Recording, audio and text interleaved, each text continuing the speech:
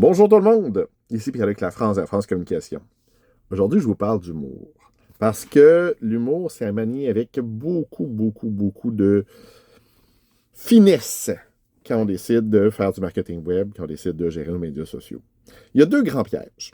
Le premier piège, c'est que les gens ne comprennent pas que c'est de l'humour. On connaît tous du monde là, que peu importe ce qu'on leur dit, ils ne comprennent pas le deuxième degré. Puis ça, peu importe ce qu'on fait, ils ne comprendront pas.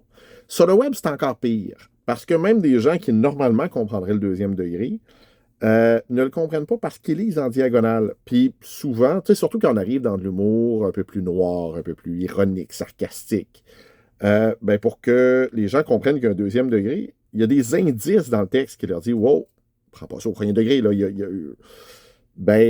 quand on est en diagonale, on ne les voit pas, ces indices-là. Donc, ça peut se retourner contre vous. L'autre danger, c'est que ça peut donner une mauvaise image de votre entreprise, dans le sens que, imaginons, je suis avocat.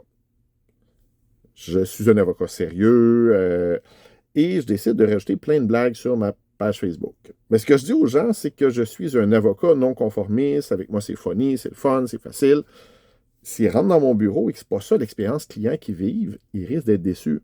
Pire encore, ça se peut qu'il y ait des gens qui ne viennent pas me voir parce qu'ils disent oh, non, moi, on va aller voir un clown, ça ne m'intéresse pas, j'ai un problème sérieux. Bien, faites attention, vos médias sociaux, c'est le prolongement de votre expérience client. Là, ce que je vous dis, c'est pas que vous ne devez pas mettre d'humour. Ce que je vous dis, c'est n'en mettez pas à tout prix. Assurez-vous que c'est cohérent avec votre expérience d'entreprise.